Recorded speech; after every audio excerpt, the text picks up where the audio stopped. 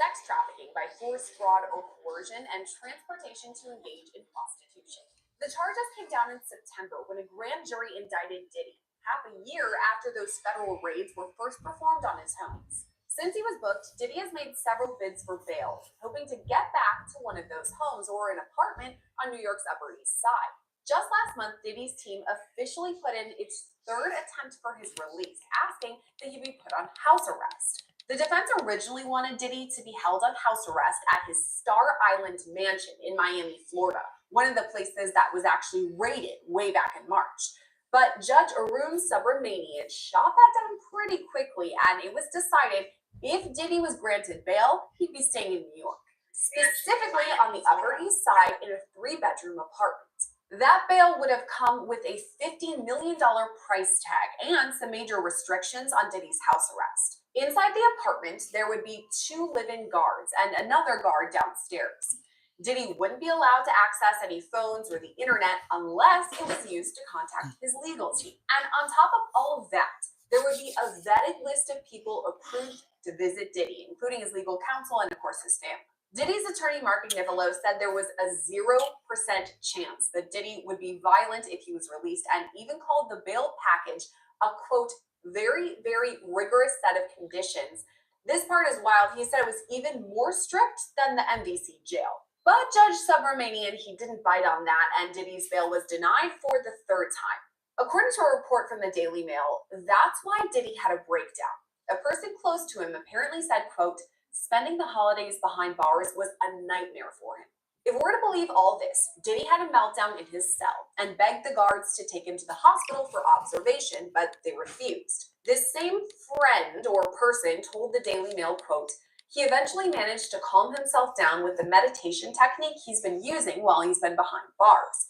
It took him a few hours of deep breathing and focusing to get out of the bad space he was in, but he finally managed it. This isn't the first time Diddy's mental health has come into question while he's been at MDC. When he first arrived, he was on suicide watch, which the U.S. Department of Justice National Institute of Corrections describes as supervisory precautions taken for suicidal inmates that require frequent observation.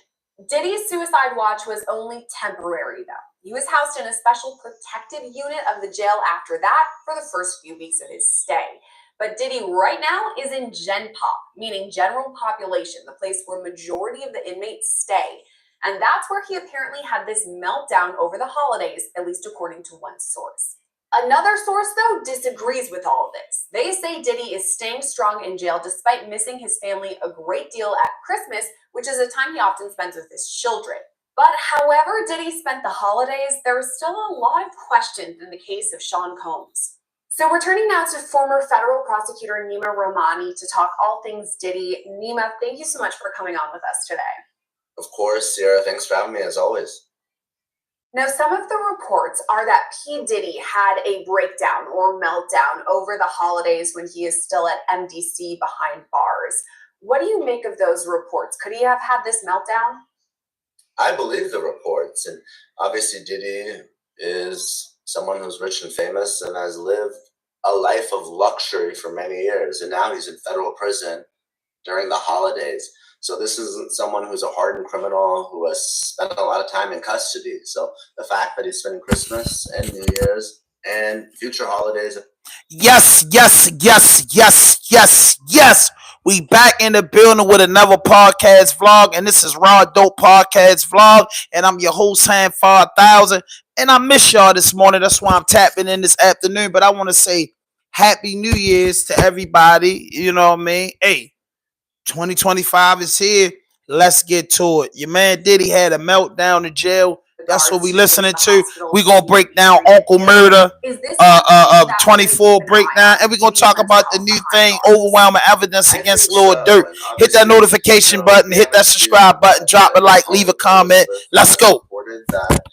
He looks like he's lost some weight and he has some more gray and white hairs. I think it's taking a toll on him. And I think that he expected for some reason that he would be out on bond. And obviously that hasn't happened. There were 3 different bail applications that were denied by 3 different judges. And ultimately they withdrew their appeal. So now that it's hitting him that Diddy's going to be in custody at least until May 2025. I think he's just having a tough time coming to terms with it because, like you said, here's someone that had multiple private jets, homes in New York, Miami, Los Angeles, and all of a sudden his only home is his prison cell, and he's not getting the Christmas dinner with his family that he had. And we all saw the video of him having to spend his birthday in prison as well. You talked about I gotta say, this gotta be a meltdown for Diddy, his first Christmas in jail. But I spent Christmas in jail. You know what I mean? Happy New Year's out in Brazil. What up? What up? Well, hey, if y'all just tap in, and one thing I like to do on this channel is drop your zip code and where you from, so I can know who I'm talking to and see who in the algorithm with me. But Diddy, spending his first Christmas in jail. I'm here to tell you that once you've been in jail, and you do time in jail, Christmas, Thanksgiving, Easter's, Halloween's, all that shit feel the same. Maybe your first one or your second one, it might be mind-boggling, but after that, the day is the same. They give you better food that day or so-called. They might give a little rhythm Super Bowl, but other than that, it's normal. All days are the same. Let's go back to it. Hit that notification button, man. Like this video. Where y'all from? He's a Democratic appointee. He doesn't have a criminal background as a defense attorney or a prosecutor. So here's not someone that has a really pro-prosecution perspective. He considered this bail application for 2 hours, and he still denied it. And normally when a district judge or a magistrate judge hears a bail motion, it's a de novo standard, which means for the first time. That means the previous application, the denials, they don't have any precedential impact. But when you go up on appeal, Sierra, that changes. An appellate court can only reverse a lower court's decision on bail if it's an abuse of discretion. So they really have to defer to that lower court. So the chances of the bail application being granted on appeal were less because of the different standard. And also, we know the application has gotten worse because of Diddy's own conduct while he's in prison. We talked about how he's used other inmates' pack numbers, and he's made these three-way calls allegedly, trying to intimidate witnesses. So not only do you have the bail denied because of the risk of flight or danger of the community, but also because he's trying to obstruct justice and affect the integrity of the proceedings. A lot going on even behind bars for Diddy. I know we talked, you and I believe, about those allegations that he was using other inmates' phone calls or their lines. You just mentioned it, to talk about things that prosecutors couldn't listen in. I'm sure that federal prosecutors are Happy New Year's, very everybody. close eye on P. Diddy. 19139. What that's from? What that's from? World, as it were. Do you think they're going to use any Drop your area code, your zip code. Where you at? I like to talk to my people. I do, because if you're a prosecutor, you have to anticipate the defense in the case. And the defense in this case is clear that the sexual contact happened, but it was consensual. So Diddy's defense team is going to do everything they can to convince the jury that even though the freak-offs happened, these were 21215. Let's go. Adults. 15 my gun. Yeah. They can do it through cross. Yeah, that's the 15. Anybody from up to 5 know what that means. They're lying. Y'all might think it's disrespectful. That's the 15 son. The victims, either through an outright bribe or a civil settlement. What's up, the 15 tap, man? They're my folks. These are all possibilities. They're my people there. They're my people there. Shout out to 21215. Shout out to 19139. Shout out to Brazil for tapping in right now. So y'all gotta listen up, man, before I build on this. FBI or prosecutors, they have to take the stand, testify, and tell the jurors the exact same thing. So if these victims go sideways either before or during trial, that really helps Diddy in the defense. Hey, all you business owners or anyone thinking of a side hustle, I have to take a second and tell you about. So this report right here is Diddy. Diddy's locked up. And, this is his first Christmas and New Year's locked up, and it fucked him up. He had a panic attack. He wanted to go to jail. And I think my first time sitting in jail, I had a panic attack too. Because, you can't go out the doors. You have a panic attack. So what Diddy is going to, what I'm going to tell y'all what Diddy going through right now is a first-time timer in jail. That's what Diddy going to. A first time, that's what they go through. You have panic attack, you lose your mind. You know what I'm saying? It take a little minute to digest that shit if you're not used to it. And you never been locked up. It's not like Diddy been in and out of the court system all his life. None of that. You know what I mean? Boy, you're throwing the money shines up there. Or is that a flag? What flag is that? I was your chat. I want your chat name. You get what I'm saying? Like, what's that? Hand 5,000. Hand 5,000. So let's get back to this. Is the defense really going to attack that? The fact that these people are bearing all, it's probably going to be very emotional for them or very difficult to talk about on a public stage. Do you think that's something that the defense is really going to focus on? I think so. We know, at least in the civil complaints, one of the defense strategies has been to out the victim. Some of them want to remain anonymous, right? And the defense, in almost every case, has filed a motion to unmask the identity of the accusers because they think, on the defense side, that maybe people will be more hesitant to come and talk about their sexual assault or sexual abuse at a very public trial. It's hard for victims. Diddy got to stay in jail to May I do think 25th. the defense is banking on that. And So right now, Diddy, he's having a meltdown, and they say he's in general population, so he's not on in protected custody. And what happens is when you never been locked up before, you never been arrested a day in your life, and then you gotta go sit in jail. Usually it's a process. You get a bail, you come home, you might stay a week or so, or you might stay until your family come up with the money. In his case, he has a no bail, so he got to deal with it. So dealing with the prison food and dealing with how the guards treat you and realizing they don't give two fucks about Christmas could be heavy on a billionaire who been rich for 30 years and every Christmas has been extravagant. Every Thanksgiving has been extravagant. Good morning. I hope you need anything. Let me know if you need anything. If you know what I mean? Yeah. I need you to buy a t-shirt, man. Hit that notification, but I need you to share this live. I need anything. I need you to buy a t-shirt, hit the little pocketbook right here. You know what I mean? You hit that, it'll pop up in the screen. You know what I'm saying? I got hoodies right there. I need you to do that for me. Yeah, I need something, man. Just support the channel. You know what I mean? Become a member today. It's a new year, it's 2025. Become a member today. I will appreciate that more than anything. You know what I mean? I'll appreciate that more than anything. That's it. But back to what I was saying. So Diddy is having the first time in jail crisis. You know what I mean? He's having the first time in jail crisis. And it can be tough. If you've never been to jail before, you didn't grow up in the juvenile system, or you just didn't even grow up in the projects to be ready to how that go. You know what I'm saying? It's a tough thing. So Puff's got a big trial coming up May the 5th, which and I doubt if it go to trial, but I know his lawyer's going to be pressing for it. And then, knowing him, it's almost a year later. So it's coming up. But Puff going through a lot. And you get what I'm saying? Whether you feel bad for him or you feel bad for him not, Puff going through a lot in there. And I feel like, at the end of the day, you get over it. And that's a tough start. That's a tough cognac, leather jacket and stuff. And you could give me a call when you can give us a butterfly. I don't understand what that means, Michelle Davis. I don't get it. I don't know what that say. TJ, this is getting out of hand. Yeah, the Diddy joint definitely getting out of hand. You get what I'm saying? So basically, he's locked up and he's going through the first time, what I call the first time syndromes, where you have anxiety, the holidays, and that shit bother you. But after you be in jail, after a while, the holidays and shit, you know, it's a quiet day, in prison. If you ever been in prison, it's a quiet day. Dudes hook up, dudes try to make time of it, dudes grabbing the phone, but it's really a quiet day. And then December the 26th comes. New Year's Eve, dudes turning up, banging on the door, and then January the first come. So to somebody that never been in that situation, it could be really, really bothering them. It could really, really bother them. So at this stage, Diddy coming up on 4 months. So the holidays is over with. It's down to business. So you got February, March, April, May. He got 120 days. He got less than 120 days for trial. He need to focus on that and forget about the holidays. You know what I mean? He need to focus on that and forget about the holidays. You know what I mean? That's it.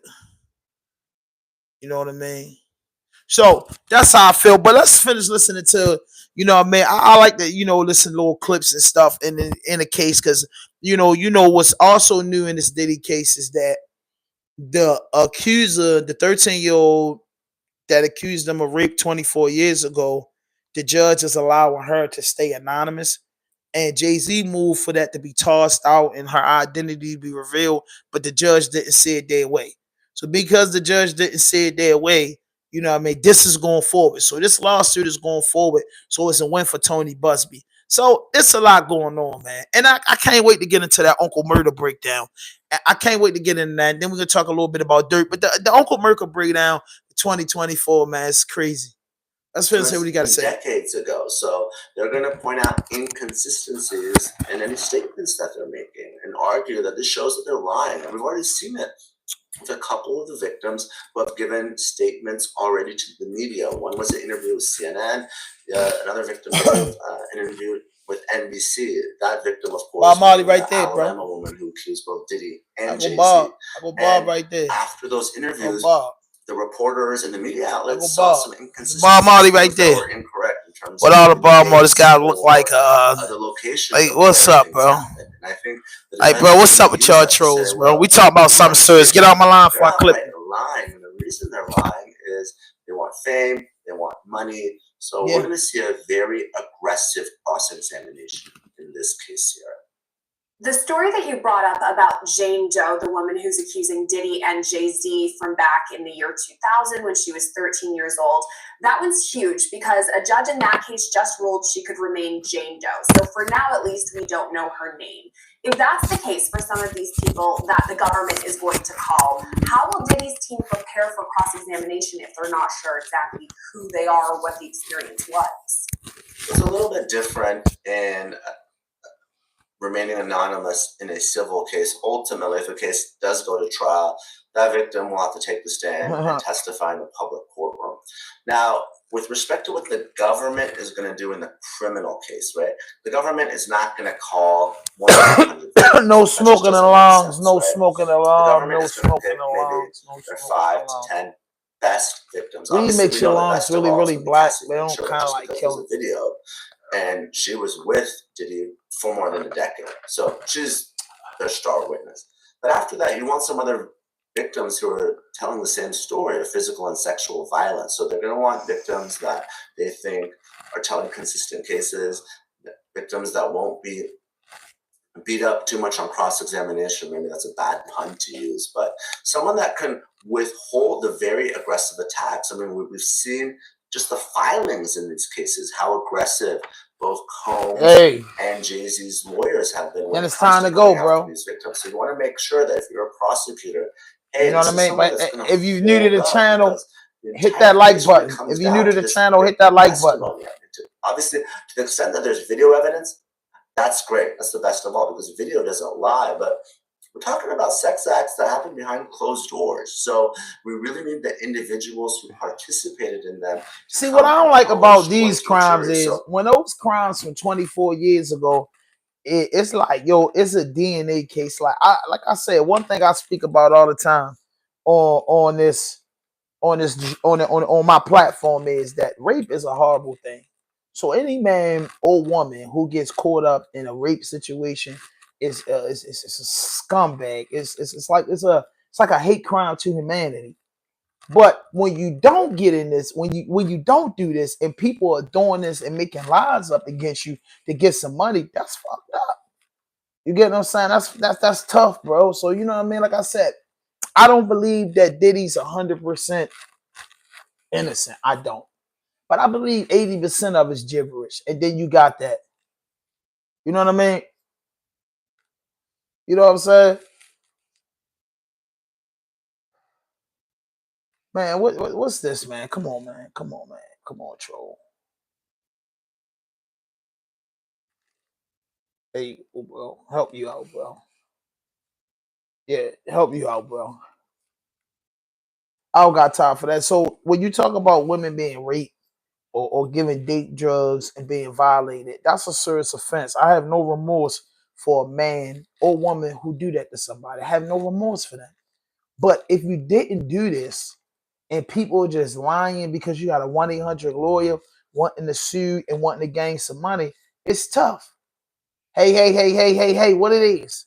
You know what I mean? Because they tough. You get what I'm saying? That's tough, bro. They some tough allegations to be laying in the South. So one thing I do know is the world know that he smacked this girl, he kicked her, he did all that fuck shit, and he was caught on camera doing it. But you know what I'm saying? It's more to the story. But the thing that really bothered me the most about the Diddy allegations and the Jay-Z joint is when the word rape come into play. That's a serious word. You know what I'm saying? Y'all laughing and joking. That's a serious word. That's something serious to be accused of. And then saying it's an underage child. Rape is already a horrific crime and one of the most disrespectful crimes that you could possibly do to humanity. Then you put the rape on top of a kid. It's serious, bro. You know, in my eyes, people like that deserve the death penalty. You get what I'm saying? But if this girl that was 13, that is now what 39 years old, is lying, that's some serious shit. And I feel like if she's lying and she get caught in that lie, she should be prosecuted to the fullest extent of the law. You know what I mean? And Tony Busby, if he's making up lawsuits and what you call coaching these people into doing this, he need to be disbarred. You get what I'm saying? Especially involving people. And then she said that Benji, the rock and roll dude, was there. He said he was never there. Her father said he doesn't recall the memory. But the judge is still allowing this in court. That's what makes the Diddy joint fishy to me. You know what I mean? Just as a consumer, that's what makes it fishy to me, because I'm like, yo, here we go with another YSL situation. Hey, if you say your father picked you up from a hospital, picked you up from a gas station, and you said you was raped. First, you said she was raped and she ran out the house. So just imagine somebody being raped, right, by some celebrities. And they at a gas station, they crying, they upset, they see their father. Your father is your safety net. So your father's going to say, what the fuck? What happened? Because a little girl father at 13 years old going to go see about that. I don't care if he a chump or not. My daughter got raped at a party by who? Take me back to that house. And he going in there, he going to want some smoke. A father that never remembers this. Yo, hello, what up, Pokey from France? You know what I mean? A father that don't remember something like this from 20 years ago. Man, I'm telling you, it ain't true. It ain't true, bro. It ain't true, bro. And you know the feds play a dirty game. And like I said, Diddy not all the way off the hook. You know what I mean? They waited till they did the billionaire toast and got after him, right? Keys for the city, everything took it from him. One thing, and then they put the Cassie thing in front of the people's eyes. So if Diddy was charged in California, they have a statute of limitation on crime. So he wasn't charged with the domestic violence. If Diddy was charged with domestic violence and stuff like that from the girl, yeah. The baby, or I don't know, bro. You know what I'm saying? Y'all, people go to toiletry, people get a bunch of toothpaste. You know what I mean? You might go in somebody's house, they got some baby oil. If they like to stay oiled up, they might have a bunch of deodorant, soap, toothpaste, cosmetics. You don't get enough of it. I'm not looking at all that. And then I wasn't there when they took the baby oil, and they could be pumping it up because look at the feds did in the Lil Durk case. They lied. You know what I mean? Say this is the lyrics about this. They lied. So prosecutors lied to get a win. So all that stuff that they saying about the man, I don't believe all of it. But it's a fact that he put his hands on and he belittled that woman on camera. He beat the girl up. That one we all can agree with. But this rape of a 13-year-old girl and all of these people saying they've been date rape drugs, I don't believe it. I just don't believe it, bro. I don't believe when you're a big boss like Diddy. When you're a big boss like Diddy, dudes want a Grammy, dudes want to be signed, dudes want to do different things, and girls want to do different things. If you're from the ghetto, or you had a job, it's chicks and dudes that will go suck the boss off to get a higher position. It's women that go sleep with the boss to get a better pay overtime. It's things that happen of this nature. What I'm saying is, if you was a part of the riffraff and you thought you was going to get a Grammy, you thought you was going to get paid, or you thought this man was going to be your friend, and now you saw him, you out of order. You out of order because I don't care if you're a gay or a straight man. A man just ain't taking everything a nigga put in the cup. A man just ain't like you say, yo, I'm pulling you up. Nah, a man don't play like that unless you're scared. Nobody said nobody put a gun in none of these people head and drugged them. You know what I'm saying? And then it's so many people, it's millions of people that went to Diddy white parties and his extravagant party, right? Why it ain't everybody come? Why people say, a lot of people would say, I went to Diddy party, I just didn't stay too late. You get what I'm saying? Come on, bro. Come on, bro. Like, yo, when you go to somebody after party, anybody in the comments, what is an after party? If RAWDOPE Podcast throw a big ass party, rappers in there, and I say, hey, the after party at the Penthouse Suite downtown Baltimore. What you think, we just come and dance and play music? What you think an after party is? What do you think an after party is? Put it in the comment. What do you think an after party is? What do you think hanging around at the hundreds of people leave a party, and you the last few people lingering around? What are you lingering around for? You party, you drink, you hung out, you tell your friends to go, and you hang around for 2, 3 to 4, 5 in the morning. What are you hanging around for 4 or 5 in the morning for at Puff Party? What is another man telling another, like that other dude that saw him in jail said, basically, he slipped me a Mickey and I woke up and my butthole was sore. Like, come on, bro. And you ain't hurt that man. You ain't do nothing to him. You woke up all distressed and feel like you been violated. You ain't do nothing to him and you ain't approach it. 20 years later, you coming out confessing about it. Once the man, nobody was coming out saying this. Somebody Google it. That had no lawsuits against P. Diddy. Nobody had no lawsuits against P. Diddy all these years. He settled that, gave that girl that $30 million, and everybody got thirsty. True story. Everybody got thirsty after that. Everybody got thirsty like that. And like I said, again, quote me on this. 80% of the shit that I believe that they got on Diddy, I don't believe.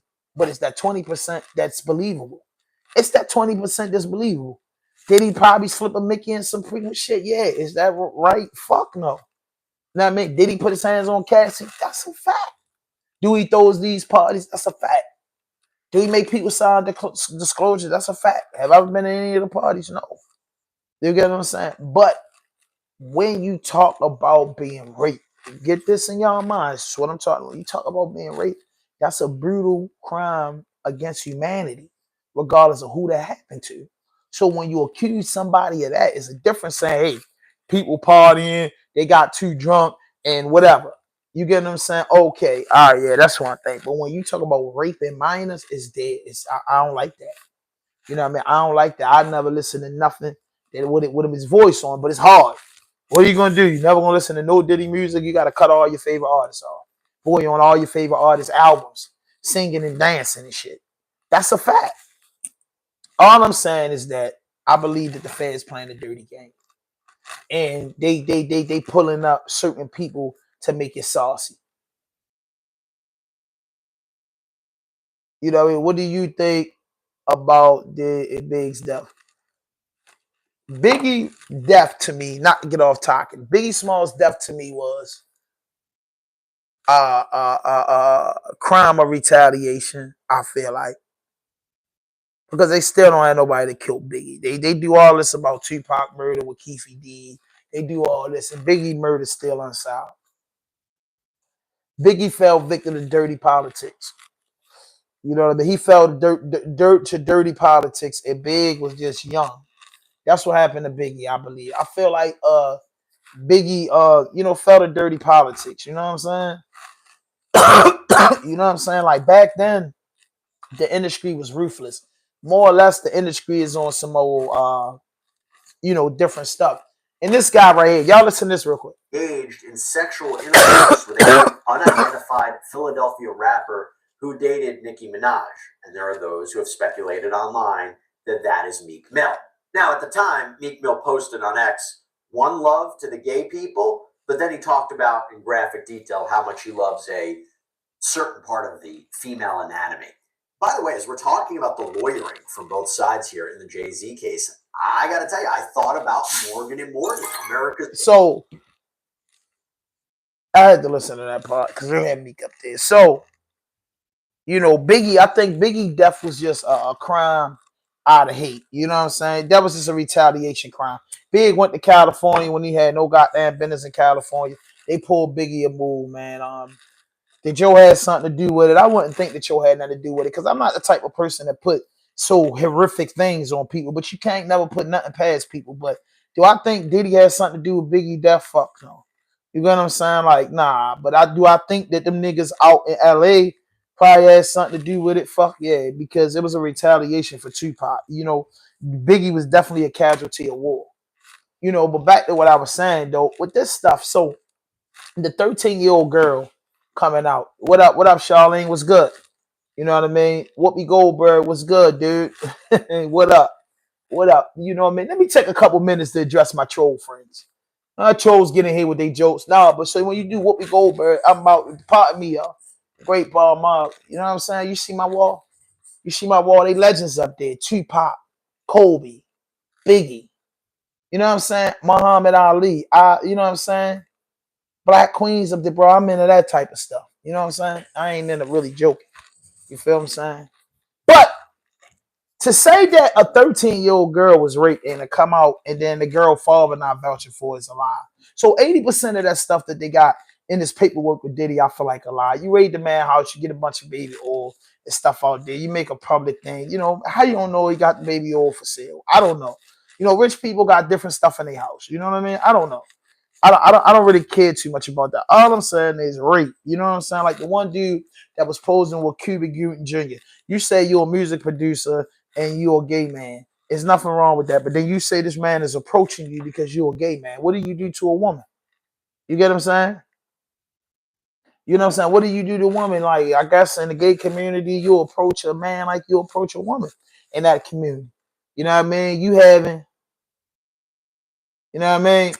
Yo said I shot Biggie. I ain't shit. Joe, yo, that's the funniest show today. Hey, listen, forget all that. Hit that notification button, hit that subscribe button, drop a like, leave a comment. If you're new to my channel, man, just give me a like, man. If you can't do nothing, just give me a like. Just give me a like. Just nothing wrong with liking the video. But back to what I was saying, though, rape is one of the most horrific crimes against humanity that a person can ever do outside of murder, outside of mass shootings and shit.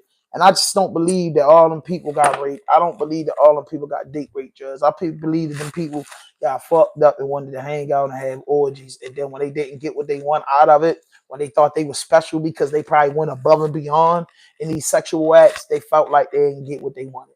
And that's how I feel, bro. I just feel like that 20% of the people, they might have got a banana in the tailpipe. Some people, some things might have happened, but 80% of that is gibberish, is made up stuff, and it's fucked up. So now, man, I got a tap in about the boy, my man, one of my favorite artists, Lil Durk. They saying that the Lil Durk case kind of like took a twist, right? And I say this last night, but I fell asleep. I was watching Trich's News. You know what I mean? Yeah, Lil Durk snitch revealed. Yeah, sir, you put it in there. So that's what this guy say. OTF Diddy, he a snitch, he a rat, he a snitch, he a rat, he a snitch. And that's the illustration that's being painted to the net right now. Let me give y'all the paperwork and then tell y'all the real. Let's go. At least one of Durk's co-defendants may be considering a plea deal. Dontrell Wilson's lawyer asked for a pre-plea sentence report to determine Wilson's criminal history category under U.S. sentencing guidelines. Judge Michael Fitzgerald ordered this report on December 27th. So here you go right here. The court has reviewed defendant Dontrell Wilson's unopposed ex parte application for preparation of a pre-plea pre-sentence report filed December 26, 2024. Review has shown it is hereby ordered that the United States Probation and Pretrial Services Office shall prepare a pre-plea report to determine defendant's criminal history category. It is so ordered, dated December 27, 2024. In the United States District Court for the Central District of California, United States of America, plaintiff versus Dirk Banks defendant. On November 14, 2024, defendant Dirk Banks made his initial appearance on the first superseding indictment filed in this matter. At the defendant's request, the detention hearing was continued to December 12, 2024. The detention hearing was held on December 12, 2024. At the hearing, the government proffered the Man, why not? Why I can't end it up? indictment, the Hold on. government's brief. Why if you like the video, it's gonna show on your like feed, man? What's wrong with that, man? What's wrong with seeing somebody else get a like, bro? What's wrong with that? It's nothing wrong with that, man. Ain't nothing wrong with liking the video, bro. It's nothing wrong with liking it, bro. They like it, bro. I go to your channel and like your stuff. I like people shit all the time that I don't even look at. You know what I'm saying? It's just, what's wrong with that? Like, I subscribe to a bunch of people shit. I don't be checking all their channels out. What's wrong with that, bro? It's not. I don't have hate in my blood. Like, you're not a hater, you'll like a video. Like, wow, I like it and get out of here, bro. You know how this YouTube hustle is. They're getting over on us on YouTube, but you don't want like a man video so man get some money? It's crazy. To the community. Defendant proffered documents reflecting that he has obtained a monthly lease at a property located in this district, that he has engaged in a full-time bonded and insured security company with specifics of which were provided to the court, that he is a highly successful musical artist signed to Alamo Records, a subsidiary of the Sony Entertainment, that he has significant assets at DeTelda County, which was provided to United States Probation and Pretrial Services, that 2 houses he owns have a combined appraised equity of $2.3 million. Supporting documentation provided, which he is willing to post as collateral to secure his release, and that multiple third-party guarantors, including Alamo Records, are willing to support his release. My bad, I've been drinking, so it is what it is. With cash and property, defendant also proffered a 2023 annual report of his Neighborhood Heroes You Foundation. gotta be, bro. You gotta be knocking out. Founded by a defendant to make. Gotta be knocking the YouTube hustle. You know YouTube play with us. Us content creators that's coming up. You know they play with us. Ticket itinerary and receipt in his name for flights on United States Airlines on October 24th and 25 in 2024. Keeping it G, what's good? Make sure y'all go over to my brother page, Keeping It G News. #1, the Research King. The January 25th, 2022 report. So this is the paperwork y'all listening to. The court reviewed and considered all these materials in the arguments of counsel on a motion of the government, 18 U.S.C. 3142, in a case allegedly involving a crime of violence. Motion of government, 18 U.S.C. 314 F1, in a case alleged involving an offense. This is our dirt bail here. Or death, on motion by the government or on the court's own motion, 18 U.S.C. What's up? What's good? Hit that like button. In a case allegedly involving a serious risk that the defendant will flee. The court concludes that the government is entitled to a rebuttal presumption that no condition or combination of conditions will reasonably assure the defendant's appearance as required in the safety of any other person in the community. 18 U.S.C. 31442 E2. So I'm gonna go back to the beginning of this. They say one person in dirt, keeping it a G, put it in the description. One person in dirt case is willing to take a plea deal. That's what it's on. United States of America, plaintiff versus Dirk Banks, defendant on November 14, 2024. It is. Judge Michael Fitzgerald ordered this report on December 27th. So here you go right here. The court has reviewed defendant DeAndre Dontrell Wilson's unopposed ex parte application. DeAndre Dontrell Wilson. Pre-plea, pre-sentence report filed December 26, 2024. He issued it is hereby ordered that DeAndre Wilson ordered. That's Diddy or to the report to determine. It's in black and white, bro. This ain't no lie. It is so ordered. It's all pacer. December 27, 2024. No, they say do an investigation. Central District of California. No, they ain't say he took a plea. Versus Hold up. They ain't say he took a plea. They say he getting his pre-sentence investigation. So in the feds, when you go to take a plea, you know what I mean? The feds, when you go take a plea, in the feds, they gotta do a pre-sentence investigation. Them niggas ain't been locked up that long to do the pre-sentence investigation. I'm sending it to you now. Them people ain't been locked up that long to do, you know what I mean? Pre-sentence investigation. That's like when you ready to cop out. Sure enough, like you want a pre-sentence investigation already. You get what I'm saying? Like the feds work fast, bro. You know what I mean? The feds work fast, bro. I keep telling you, like, this ain't the state. I send it to you right now, bro. What I was looking at.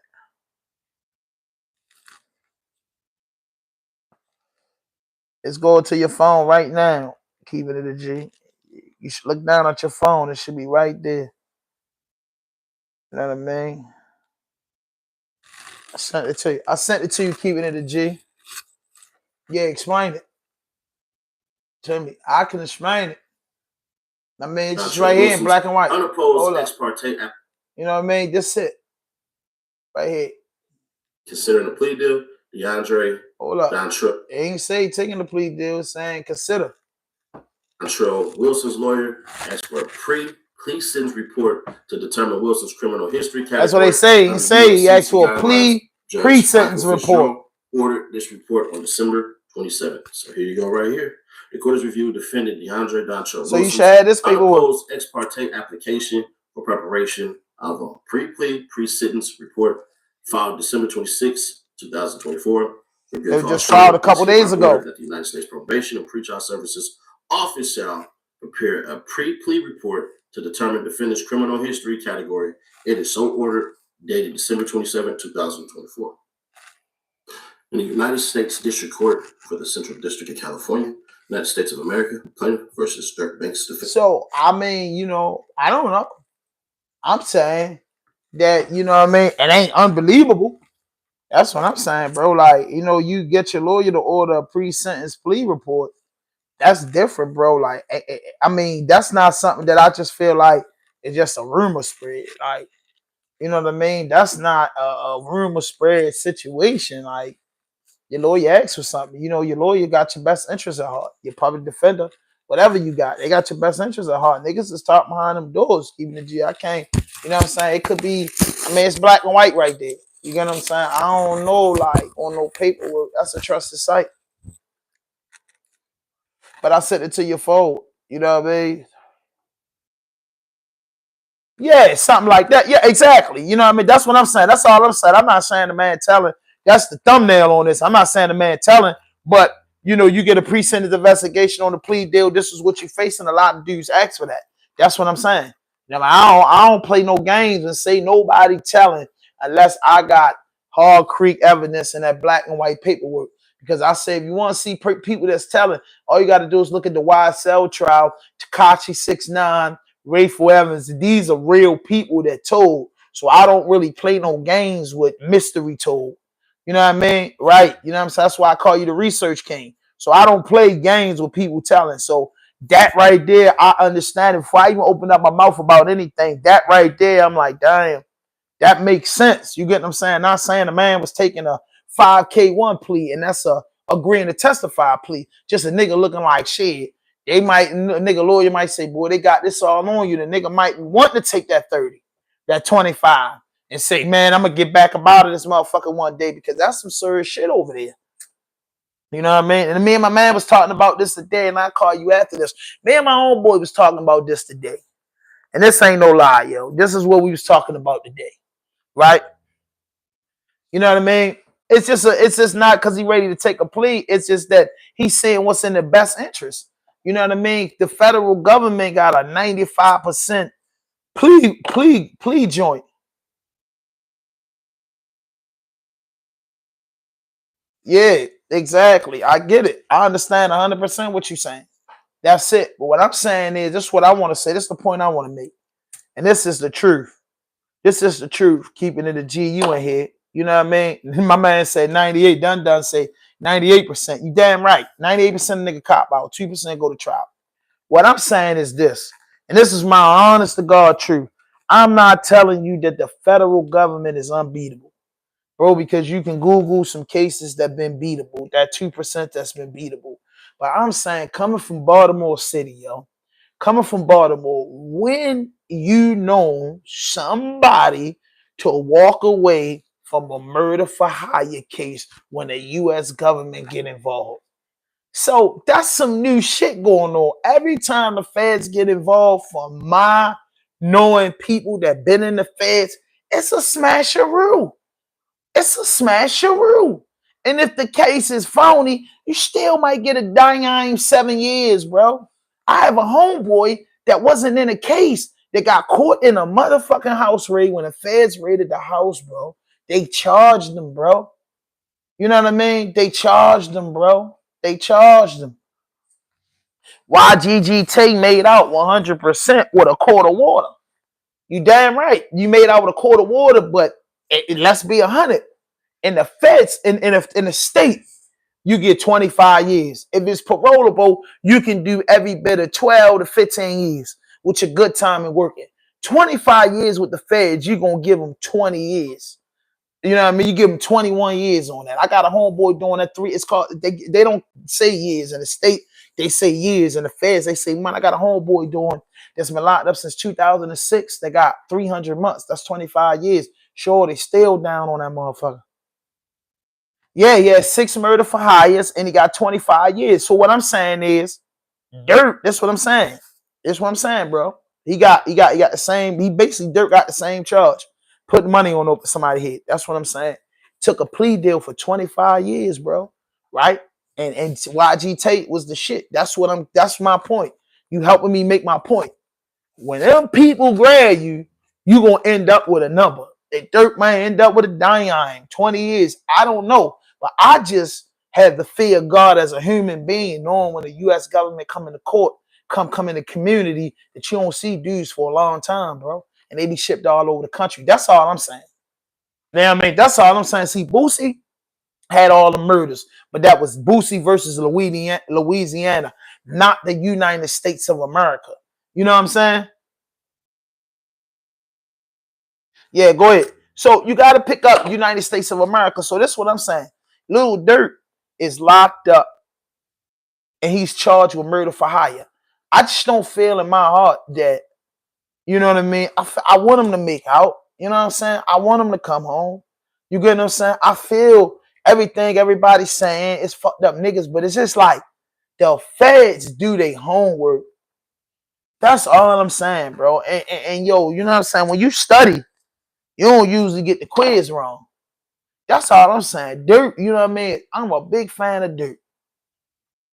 Melly is in a better situation than Dirt, even though the state of Florida is dogging Melly right now. Dirt is charged with the U.S. government, the biggest court system in America, for murder for hire. That's dangerous, bro. I'm scared for him. Exactly, bro. Verse for verse, you know, you saying the right thing. Yeah, you know what I mean? That's what I was trying to tell my man, keeping it a G. I'm not saying Dirt. He said YGGT, a Baltimore rapper. Y'all can look him up. GGT just got 25 years.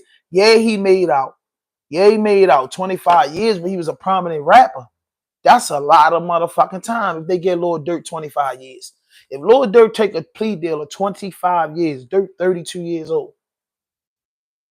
You gotta do 21 years. Dirt will be 53 years old when he come home, bro.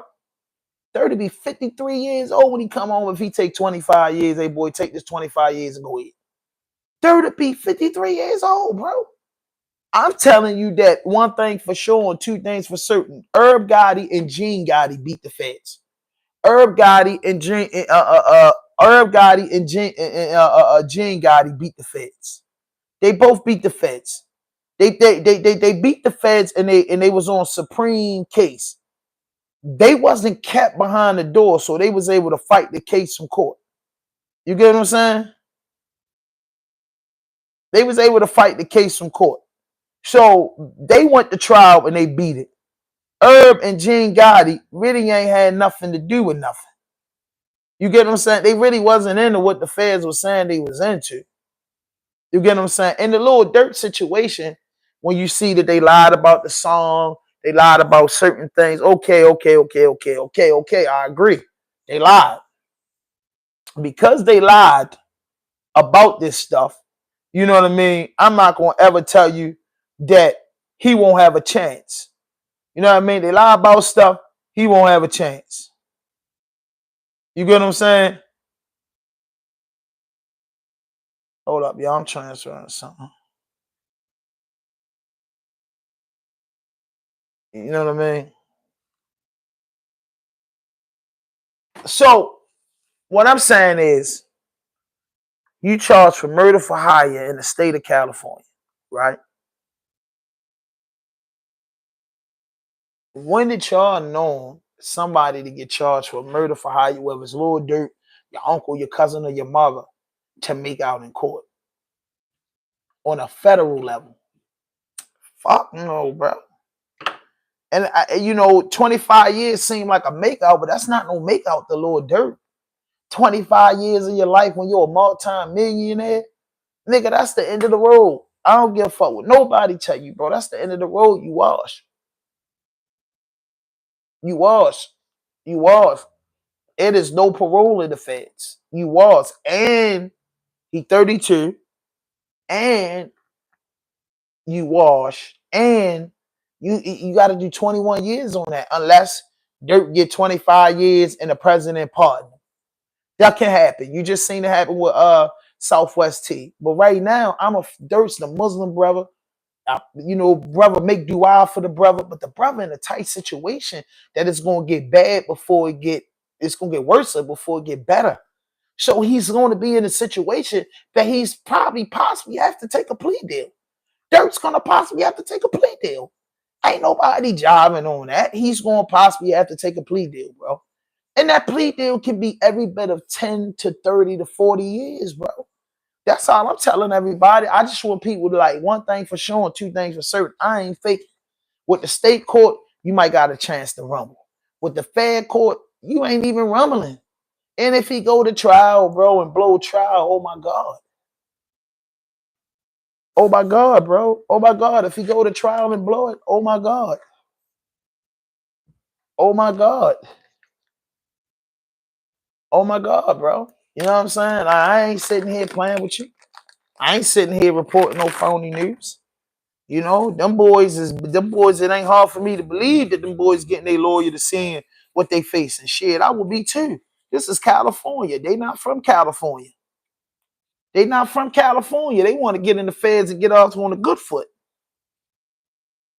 They not in California. They not from California, bro. They charge with California murders, bro. They under California politics, bro. You know what I'm saying? They under California politics. So I feel bad for them boys, just like the old Block 6. Moo-wop in them. Moo-wop and a couple of them guys shouldn't even never got convicted. Moo-wop and them should have never got Moo-wop and a couple of them guys on that old Block 6 trial shouldn't have got convicted. They shouldn't have got convicted, bro. They shouldn't have got convicted, gang. But they did. And they still waiting to go to trial. I mean, they still waiting to get sentenced. They did. They did, bro. They did, bro. They got found guilty of the trial. They waiting to get sentenced, bro. You know what I mean? I don't know why they taking that long. We can say the court system thing. I don't know if they got appeals in. I don't know. But when they get sentenced, bro, they going to put the smack down on them, bro. And they got to go in jail and study their case and fight for it, bro. That's all I'm saying, bro. To the people that's on this live, man, hit that notification button, hit that subscribe button, drop a like, become a member, man. Put the comments out there. Where y'all from, man? 65 people in the chat. Where y'all from? Where y'all from? Straight up. Where y'all from, bro? You know what I mean? Y'all can send a t-shirt. Y'all know I'm a big graphic t-shirt wearer. So y'all can send y'all designs. Tell me have a P.O. box and the number real soon. But hit that notification. Cleveland, Ohio, what's good? What's good? 1, 2, 3. Yeah, Baltimore, stand up. They in here. Hey, where y'all from, man? Tap in. Give y'all something to do. I like to engage with my people. Do you think Dirk set up Vaughn? Do I think Dirk set up Vaughn? Nah. Yo. Walaikum assalam. Cooling on YouTube for real. Okay. Ain't nothing wrong with that. Yeah, just tap man. I'll hit you right back. Yeah, so Zone 16, what's up? All right, listen. Dirk was on his way to the party, right? Let's get this Illuminati. Let's do this. Let me give y'all some game. Let's get this Illuminati theory out y'all mind. Get that out y'all mind today. The Illuminati Dirk set up for $46 million insurance policy. Got to be the dumbest shit you heard. You know what I mean? But Dirk wanted to set up Vaughn and get him knocked off for a thing. Why would, he put Quando Rondo in the middle of that? Why would Quando Rondo be going to federal prison to do 33 months? All this, man, y'all got to stop. That's one thing. I'm stopped with the conspiracy theories. Nobody's Illuminati, bro. Nobody of color's Illuminati. Nobody that you know or even heard of is Illuminati. Illuminati is the unseen hand. Illuminati is an organization that was created, man, before the birth of Christ.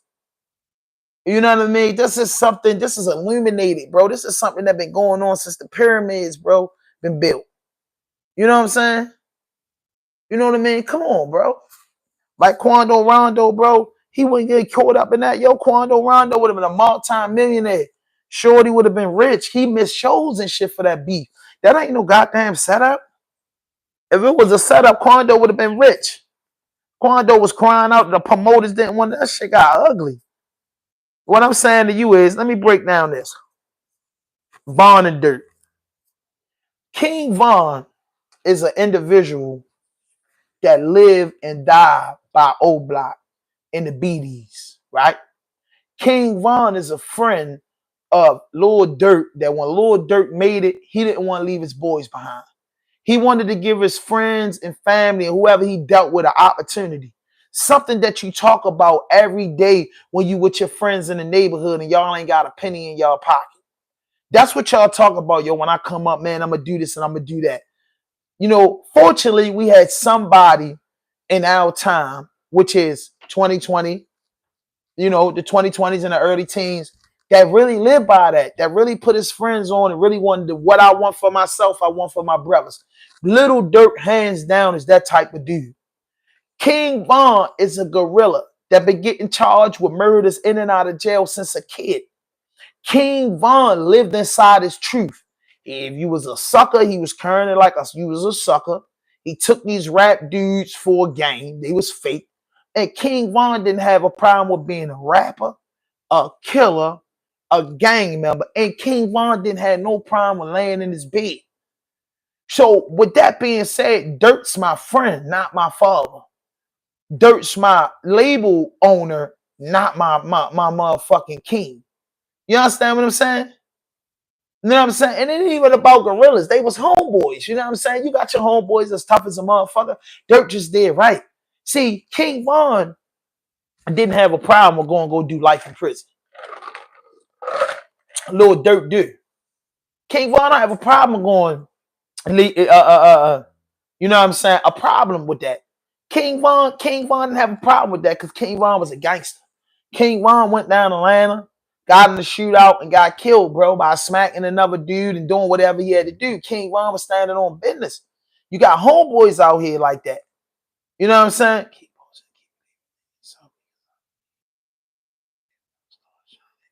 Thank you, brother. You know what I mean? So King Von is one of them homeboys, and we all got him. You know what I'm saying? Y'all just put yes in the chat if you got a home. You got a homeboy, don't give a fuck, bro. He'll slap a girl. He'll slap a nigga. He'll go to jail. He'll get in a knife fight. He'll bust his gun. He'll shoot his hands. He'll use his shoe to fight. And then he'll come back after doing 10, 15 years for a murder and stand on O Block. That's King Von.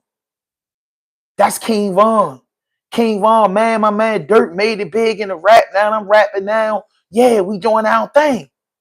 I don't give a fuck about nothing. That's King Von. I don't care. I don't really care you seeing King Von get the bag and take it back to O Block and break bread with his niggas. You seen him with his Rolls Royces and shit in O Block. He love the gang, bro. Did you pay attention to those videos when them niggas was in court for the robbery down Atlanta? Dirt look uncomfortable because Dirt got a big boss mentality. I'm a millionaire. You know what I'm saying? We send little niggas to do what they got to do, bro. We got to stay out the way. Von looking like, man, bring it. I ain't do that shit. That's how Von looking, bro. Von ain't give a fuck, bro. So for you to say Dirt set Von up, fuck no. He loved Von, bro. Von was just a gorilla who lived in his truth. Von didn't mind going to jail or dying, bro. They said they tried to snatch that kid O Block chain. He held on it. He didn't think about being hit. He thought about his chain, his legacy. So Shorty was willing to die about that shit, bro. That's what y'all gotta know about Von, yo. Von was willing to die about that shit, bro. Von wasn't no laughing joke, bro. You know what I'm saying? Von was a solid little nigga, bro. Von was a solid little nigga from Chicago, bro, that just the hood took him under. You know what I'm saying? We all got dudes like that. He's just a dude that love the hood, love the gang shit. He's willing to die and do life in prison about it. And you know how you know that? Because that's what happened to him. All the DVDs and all the little shit. Excuse me, y'all. That's how old I am. I said DVDs. All the documentaries and stuff that's out about Von. All them documentaries out about Von. Von was a motherfucking savage. Even when Von got killed, GDs was saying, damn, we a little hurt, man. Von was just bringing it. Von was a savage, bro. He was a cold-blooded savage, bro. And he went, and then the people was like, oh, Dirt was scared. But Dirt wasn't scared of Von. We all got them type of homeboys. Von loved his niggas. You don't see footage of Von smacking and bullying his mans. Von just a goon that we got. We happy we got him on our team. That was one of the things. Just like them FBG niggas, them FYBG niggas, they was happy they had Duck. Duck was 6'5", man. 280 pounds. Duck wasn't no laughing joke. They had to, where it was going, and you pay attention to that P, they had to get that Duck because you couldn't shoot the fade with Duck. You couldn't shoot no fade with Duck. Duck was a big boy, a big aggressive boy that was representing that game. But Duck had a change of heart. But Von knew Duck was a savage, bro. Happy New Year's, man. What up, Frank? Was wondering where you was at. But Duck and them dudes, them kids were savages. They're savages, bro. And I think dudes don't understand savages, yo. Duck wanted to change the narrative, but them old block knew that Duck opposed a serious threat. You get what I'm saying? Not only, you know what I'm saying? Not only that Duck opposed a threat, he opposed a threat with his gun, his knife in his hands, and he's 6'5". He's 6'5". He's 6'5", a big, aggressive 6'5" guy. He's not a soft 6'5" guy. So they knew they just couldn't run down on him. They put them guns on him, bro, because Duck was a real threat. You know what I mean? Von started getting busy out there, bro. They put that gun on Von because Von was a real threat all the way down in Atlanta. Von, they was trying to kill Von in Chicago. And niggas that wasn't even trying to kill Von and don't really got a lifelong beef with Von took Von's life. Whether it was the police, they say it was police. It was a big shootout. Von lost his life. Dirt wouldn't have never been in that big shootout. He just saying Quando Rondo, they would have argued or whatever. They'd have face fight. You know what I mean? Because Dirt got in his mind, yo, these niggas bluffing. They don't make no move on us. We ain't gonna make no more. Von, I'm gonna slap the shit out of these niggas and get the message off. Don't ever be bluffing with us. That's the difference for the two niggas. You get what I'm saying? Real talk, bro. Real talk, yo, Von. You know what I'm saying? That's how I feel. No, Dirt did not get Von killed. That's his motherfucking man. He loved Von. He was hurt about that, bro. But you know, the rules in Chicago and the rules to the streets and the rules to gangland, yo. You live by the gun, you live by the gang, you die by the gang, bro. You know what I mean? Two things you know that's gonna happen to be in the gang, bro. You can go to jail or get killed. So that's when you sign up for a gang, you gotta know that's the two things that's promised in the gang: prison or death. That's promised, bro. That's a big possibility that can happen when you in the gang. I don't care how much money your gang got. I don't care how y'all move. It's a big possibility you can die or go to jail because of that gang. If RICO laws and then past beefs. You might be a good gang member, getting money for the gang, taking care of the gang, doing the neighborhood, but you're a part of that gang, and your gang killed another gang, and another gang and killed your gang. So you have inherited a lifelong beef in that gang stuff. You get what I'm saying? But they took that Chicago mentality to Atlanta, where they got the right to bear arms, and everybody got pistols in Atlanta. So, and tragically and unfortunately, the legend King Von lost his life. But if you ask me, Von cool with that, no disrespect, because that's what Von's standing on. See, I believe in my heart that King Von wasn't one of them dudes that killed and don't expect to get killed. I don't believe that he felt like he was a Tarzan. I don't believe that. You get what I'm saying? I believe that he knew one day his day coming. You know what I mean? They call that boy the Reaper, grandson the Reaper. You know what I mean? Allegedly. So if he did all these things, bro, he was a good people, the people he loved. And one thing he loved was the BDs and O Block. You get what I'm saying? That's what he loved. And he died with his chain on, the way he want to go out. Because nobody can go talk to Von and ask him how he feel. But the way Von was living and the way Von was talking, the way Von was acting, Von was very honorable in the way he played, bro. Vaughn taunted the dead. Vaughn did a lot of things. And hey, I'm here to tell you firsthand, I was a fan of the boys. I liked Vaughn a lot, bro. Vaughn was all right. I thought Vaughn was a good rapper, bro. For a dude that didn't know how to rap and he came up with that crazy story and Shorty made sense, I thought maybe Dirk could change his life around. But all that did was, all that did was just, dress up a killer. You know what I mean? Now Vaughn got the fucking Vaughn got the chains, he got the jewelry, he got the cars. Now he really the shit. You get what I'm saying? You know what I'm saying? Vaughn nephew missing, bro. Can you see the pain in his face every interview? Yeah. You know what I mean? Like, man, Vaughn wasn't no coon, yo, but he just wasn't no change. It wasn't no change. And if y'all look at it now, Vaughn been did what, 4 years? And he's still probably top notch on these vlogs and everything from so much shit that he done. So Vaughn had a federal indictment coming. You know what I'm saying? With all that shit. But one thing about Vaughn, I could truly believe that Vaughn ain't doing no copping out. Cause Shorty went to trial a couple times. And motherfuckers switch up their candidates like Shorty really got heart, bro. The kid had heart, bro. You know what I mean? The kid was one of a kind, yo. If you would have had to say, if you would have to call, I know plenty of them. So let's get this straight. I'm from Baltimore City, Northwest Baltimore, from East Baltimore to North Baltimore to South Baltimore. It's plenty of King Vons. Let's get that straight. I want to set that straight for any trolls, anything. I'm from Baltimore. It's nothing but King Vons. You know what I mean? They might got one or two. We got hundreds of King Vons. Baltimore, we have hundreds of King Vons. So that's why I'm able to speak so fluently about this situation, because my brother's a King Von type dude. He's doing double life plus 90 years, and he's behind the door.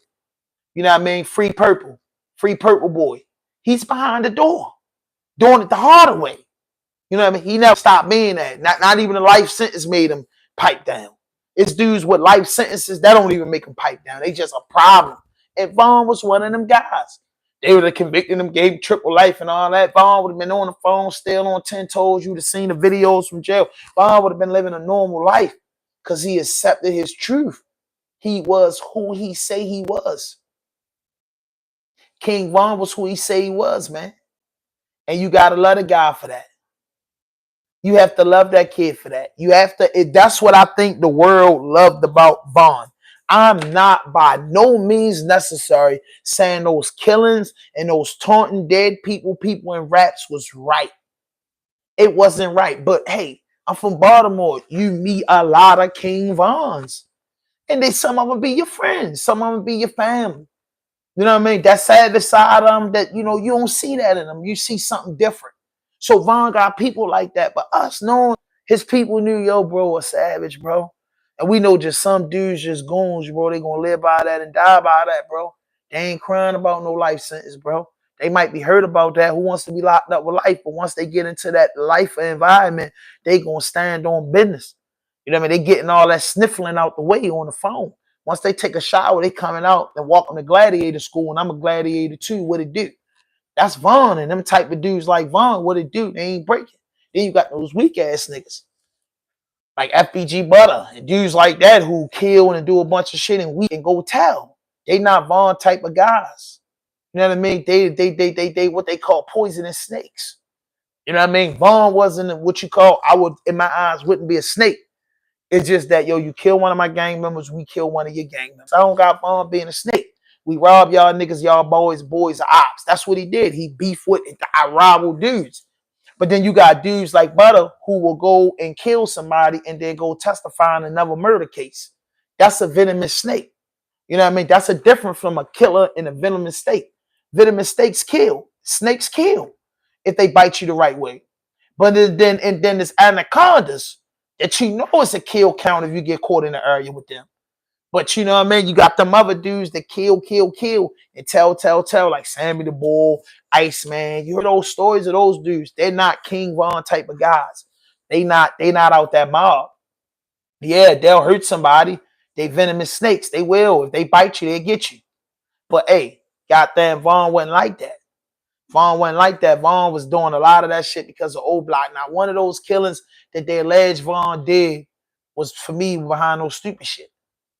You know what I mean? And it's if we talk grown man lingo, it's all stupid because it's the gang shit. But I say it's not no stupid shit in their mind because they live by a code that we don't live by. None of us took an oath. You know what I mean? None of us took an oath. None of us took an oath to a gang. I don't know anybody in the chat that's a gang member, but none of us took an oath. I never took an oath to be a blood or crip or BD or vice lord or none of that. So, you know, when you take an oath to something and you really understand your oath, you inherit the history of that oath. You know what I'm saying? When you in the U.S. Army, you inherit the history of the U.S. Army. Whatever, whoever the army got beef with, you got beef with. The president say go, you going. You ain't, them people ain't did nothing to you. You just signed up for the army. So you got to go to war when the heads say go to war. That's the same thing on the gang level. So what makes sense to them definitely not going to make sense to us because we don't live in a gang law. And it's absolutely idiotic and stupid. But it's not idiotic and stupid to dudes that took that oath. Because if you think it's idiotic and stupid, people losing their lives and catching life sentence on real time. People wearing shit bags and in wheelchairs on real time. I know it's a waste of most of my life for people I know ain't sacrificed their family and happiness no more. Exactly, bro. You know what I mean? You know what I'm saying? Like straight up. You know what I mean? So I don't know. I don't know who you is, bro, but I'm gonna go ahead and send you out of here. You know what I mean? I'm gonna send you out of here. I don't really play like that. So yeah, that's how I feel. I got 16 holes and I want to do yeah, exactly. So, you know, in the gang world, you know what I mean? You got some gangs are weaker than others. Some gangs are stronger than others. But like you said, you know, dudes slide and you learned your lesson, Frank. You like, bro, I slid and I did all this. And that's some dudes come to that conclusion. Vaughn, he don't live by that because niggas is gonna slide or he gonna slide on them. You know what I'm saying? That gang life is treacherous, bro. You know what I mean? Them boys beefing with 63rd Street. That's the block up the street. You ever seen a map of old block and where ducking them from? Right up the street.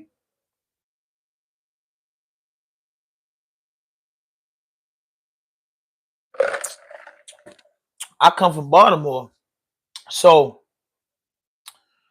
we seen that shit happen. We seen niggas beefing right across the street. I grew up. Town in Virginia. As for years and years and years, we didn't get along with the dudes that was on the other side of Virginia Avenue. You get what I'm saying? That's how it goes in neighborhoods. And it wasn't about no color. It was about cross the street. You had to make a decision to grow up. And Vaughn didn't live that long to grow up. He was, 27, 28 years old? You get what I'm saying? He was under 30 years old when he got killed. So he didn't have that chance to mature. You know what I mean? What King Von would have turned out to be a better man and have a life change and do what Donkey did. Boosie cousin but Donkey. Anybody know Dunk's story? Dunk would kill him. From out of Louisiana, he changed his life. But Vaughn, we don't know because Vaughn didn't live that long to see. We saw Dirk trying to change his life because after a while you grow up. But sometimes it be too late, yo. Your past can destroy your future. You know what I mean? Your mentality can fuck up your life. Your past can destroy your future, and your mentality can fuck up your life. Vaughn mentality, yo, what if he would just let that go and just hollered at Quando Rondo instead of swinging? But he ain't out that mob. They wanted to make a statement. You know what I mean? If Quando Rondo would, if King Von would have slapped him and got away with it and got out on top, then what y'all would have been saying? Quando, bitch, this and that. It would have never stopped. You know what I mean? Two black men would have just been it. But Quando Rondo and Lord Tim and them is nothing like King Von. That's the difference. Yeah. Don't you change his life, bro? Don't change his life. And he really stand by that. So some of you know killers change their life and start doing shit for the betterment of the community. Real shit. Real shit. You know what I mean? So that's the code, man. Every city got to get on some is different. And just that, fortunately for Baltimore,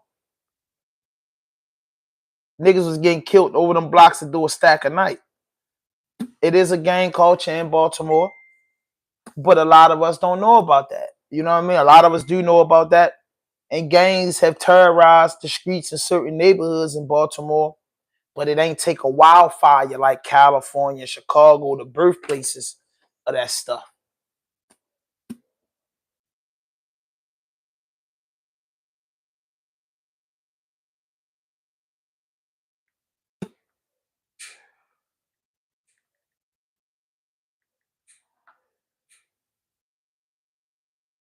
You know what I mean? So that's just how I feel.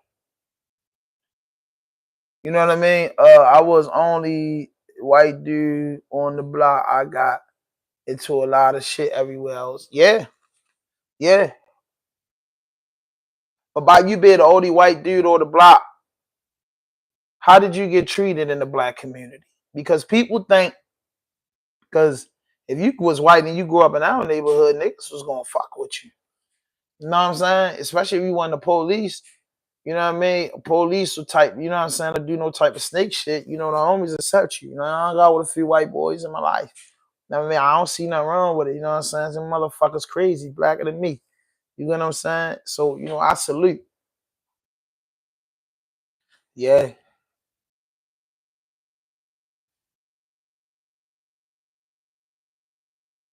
Yeah.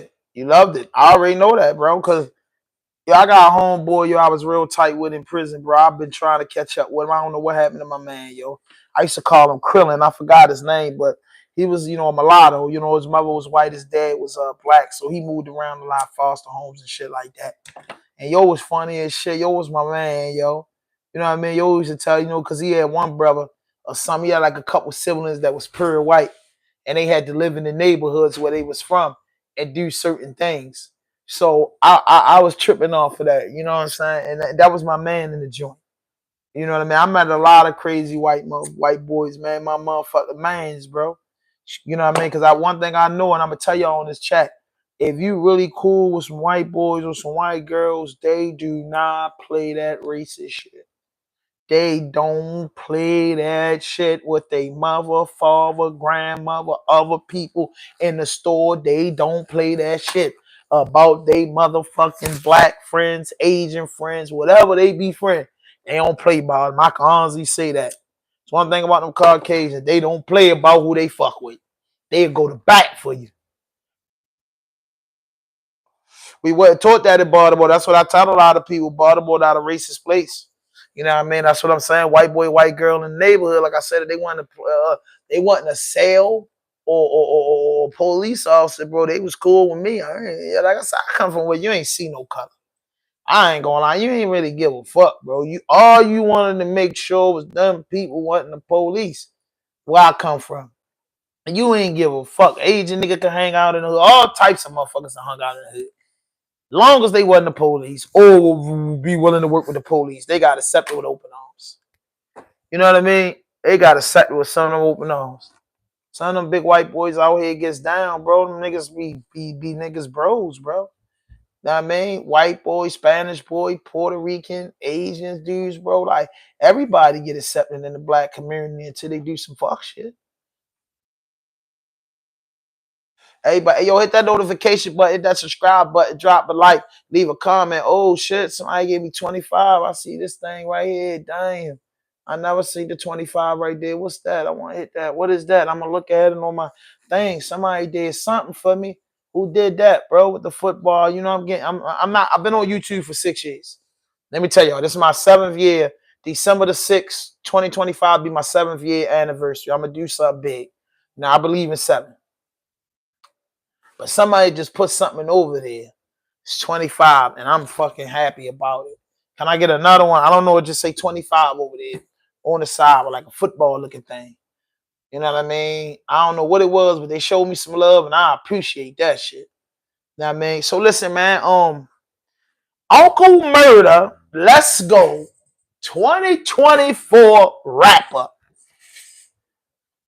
Uncle Murda, you my man, and you've been legendary. 17 minutes. I didn't like this wrap-up. I didn't. I didn't like this wrap up. I didn't. I didn't.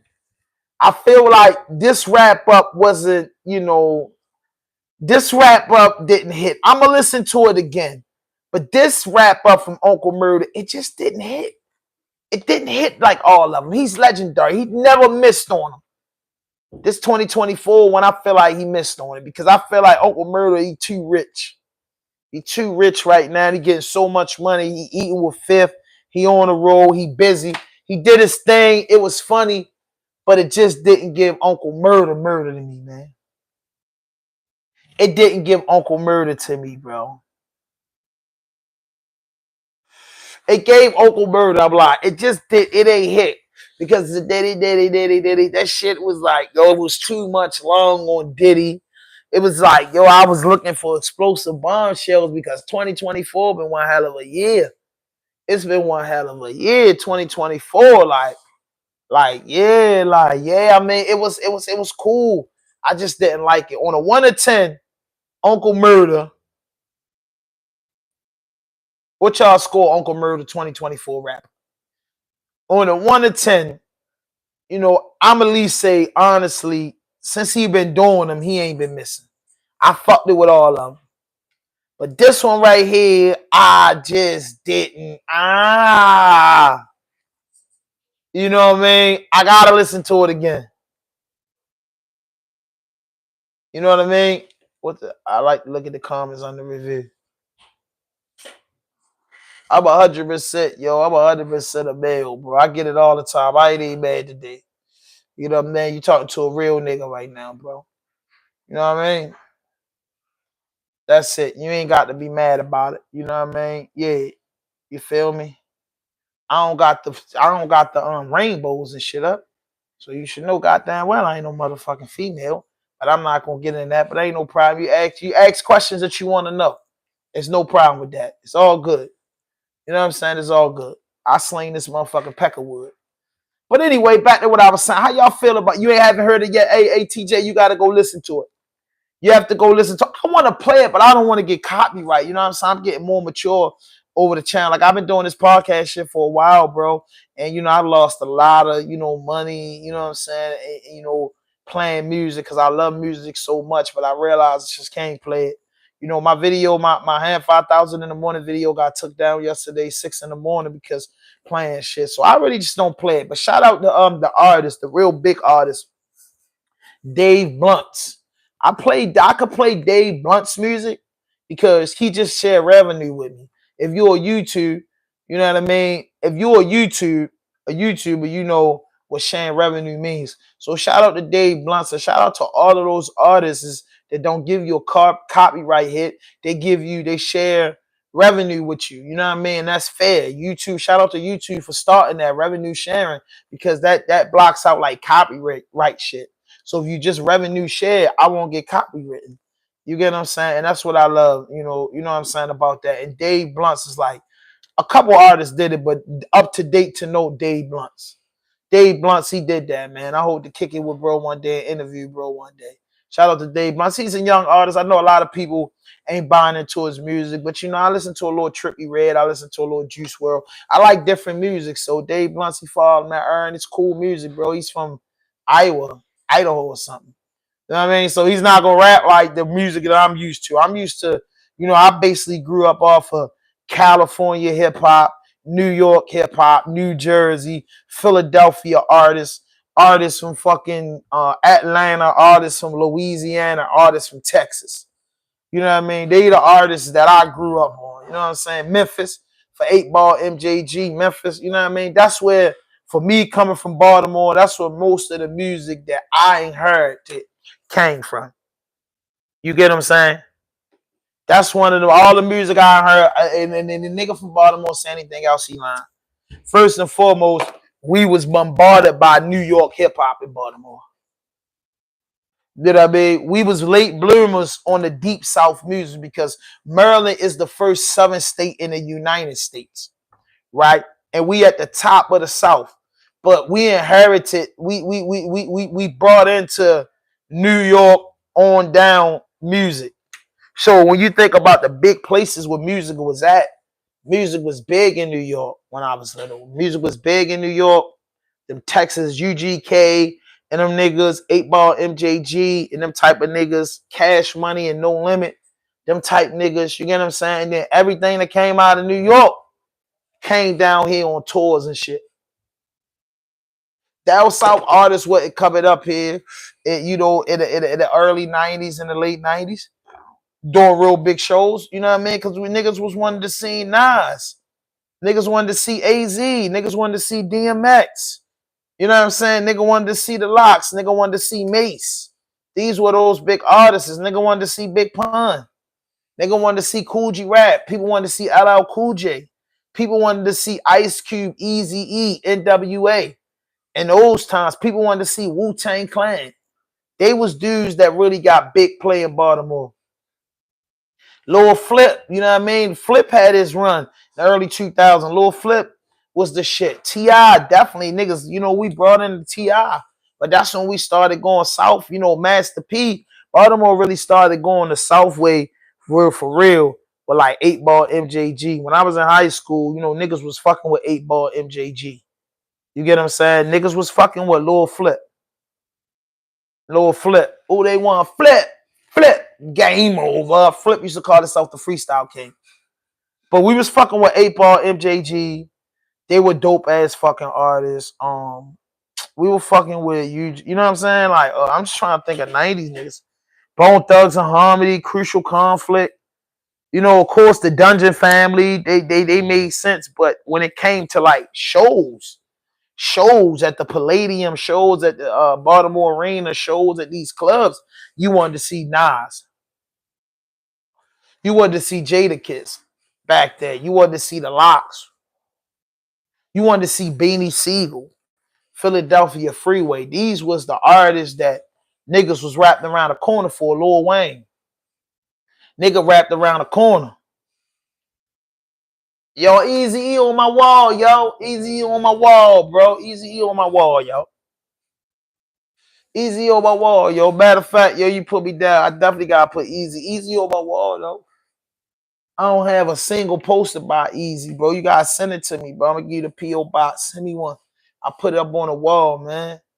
I said that's for my brother Frank sent me a poster, man. Give me an Easy poster. Any posters y'all want to see on the wall, man, hit that email address, man. I give you somewhere to send anything y'all got from Raw Dope. You want me to rock? I love graphic t-shirts, sneakerhead. But yo, if you got any brands you want to promote and want them on my vlog, man, tap in.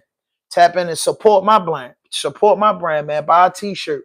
All you got is a little pocketbook right there. You hit the t-shirts and shit. Hold up.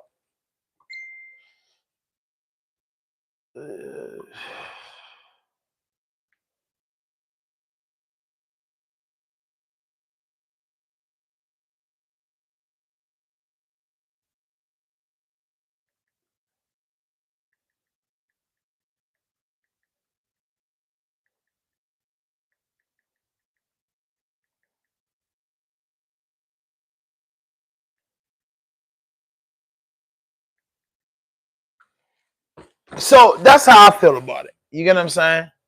Getaway Mob Deep. Yeah, I need a Mob Deep poster. I ain't got no Mob Deep poster. I gotta get a Mob Deep poster. I got 666. Yeah, 3-6 Mafia. Yeah, y'all got to send them posters to me. Yeah, 3-6 Mafia. We grew up on the 3-6 Mafia and Pat. You know what I mean? That just was like later on. I'm just talking about like the early 90s. You know what I'm saying? I'm just talking about like when I was old enough to like really try to go to shows. I'm going to say 93 to like 98. You know what I'm saying? It was certain artists we wanted to see. And of course, when 98 came, it was the Rough Riders Hard Knock Life Tour. It was the Cash Money Rough Riders Tour. It was all that shit was going on. Then 2000 spanked us. Then the Locks was on fire. Then 50 got on fire. Then Eminem got on fire. You know what I'm saying? Detroit had it. Well, what was the dude from Detroit? It was Trick. It was of course Eminem. It was Proof, and it was somebody else from Detroit, bro. That was hard back then. Boss Man, Lad of the Olds. I just did a video with Boss Man. Boss Man, my guy. I got Boss on speed dial. You know what I'm saying? I got Boss Man on speed dial. Most definitely, Boss Man is the guy. Legendary. Love Boss Man, bro. Legendary. Tim Trees, Boss Man. Caddy the Don, Lowe's, Scar Akbar, you know what I mean? Julio Shalom. A lot of those guys are like the pioneers of this shit. They the pioneers of this shit. Tim Tree's a Baltimore artist, like one of the first Baltimore artists that killed the radio, the local radio stations. You know what I mean? Bankrolls, all them joints. You know what I'm saying? All them joints was legendary. All them joints was classics. Everything we ever done. You know what I'm saying? So just I be wanting to, yo, listen, yo, I'm getting my Twitch set up and Kick set up. And my Kick and Twitch is gonna be the hub of music. So y'all can really get to know me. Really know I go crazy about that music. I be so hurt when I be having fans in here because I would have thousands of people on my stream if I could just play music. You know what I'm saying? YouTube got to do something then in 2025. Like, if you've been on YouTube for 5 years, it should be like automatically you should be able to play music, especially if you're promoting an artist, and it should just be a share. It should be a share thing. Like, yo, he's not playing the music to market your shit or bootlegging your shit. He's playing, giving a review on your music. It should be some type of law, especially for us that have been on YouTube a while. I'll get you what I'll fit the order sub for my little room. I'll get a package that you pick. Yeah, man, whatever, bro. I'm support, bro. You gotta come up, man. We throwing a live show. I'm throwing a live show soon, bro, and I'm only selling 100 tickets to my live show. I'm having a live podcast. I want to do it for my birthday, which is April the 7th. I want to have a live podcast with just fans only. Fans only, you know what I'm saying? You have to be a true subscriber. You have to follow me on Instagram, Facebook, and I will have my team going there and look who been following us, who will get a ticket so we can do this shit live. And guess what? Tomorrow, big interview tomorrow, but I'm back. It's January. I'm back to doing interviews, so I'm back in the studio with interviews. And then this is the vlog edition, whereas though I said shit, I got interviews after interviews, but man, shit, I want to tap in with people that fuck with me like I fuck with them. Now, man, I need a big pump poster, but everybody you name I have, but I just have them on a different type of poster. I have a poster with everybody on it. It's on my other wall. You get what I'm saying? I'll show it to you. Let me see it. Show it to you, man. I'll be showing this shit sometimes. Hold up. Hold up. Let me hold this right.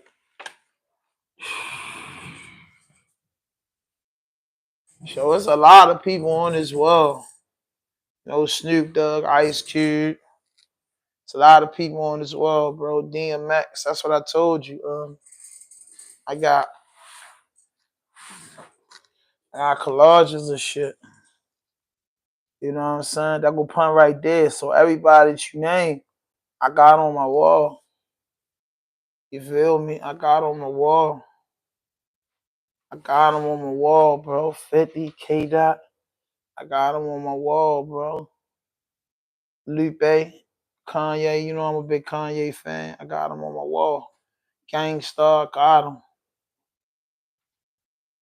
Nah, man. So it's some pieces I'm missing.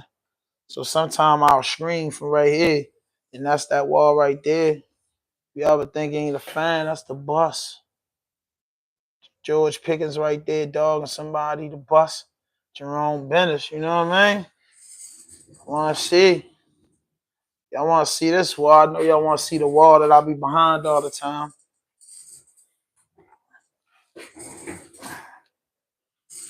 So this the wall I be behind all the time. Y'all seeing my backdrop, so y'all can see the art close up. The man you see you looking at, it's a collage. That's net. Never forget the culture. You know, if I miss anybody, they all right there. You feel me? Of course, got Mike, DMX of the Belly, Biggie, Bob. You know what I mean?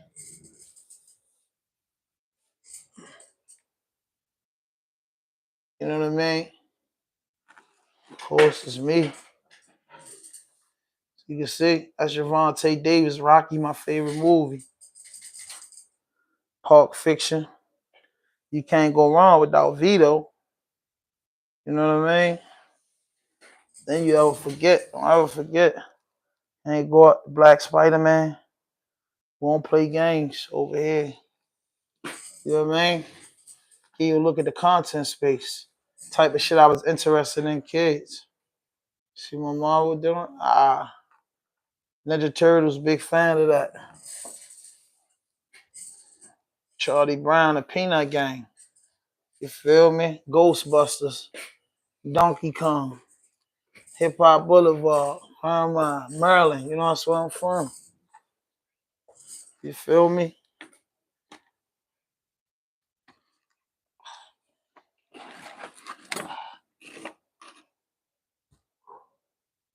Yeah, so that's the space. Yeah. Yep. I got different shit, so that's the space. Yeah. Classic, right? So I'm missing a couple pieces. That part right there where you see my spaceship with Biggie at. I'll put Easy right there, Young Dog. Easy and get a Prodigy poster. Got Durky on the wall, you know, it's my favorite. So that's the type of guy I am, I'm your history guy. So when you enter my space, you see the type of dude I'm into. You know what I'm saying? You know what I mean? Oh, don't forget I got my man right here too. I got all types of pieces around here. Don't forget that. Life Flight, you know what I mean? Oh, Ghostbusters. I was a big fan of Ghostbusters. You know, I got the Harlem Night joint going. You feel me? Got a vibe going. You know what I'm saying? It's a vibe down here. You know what I'm saying?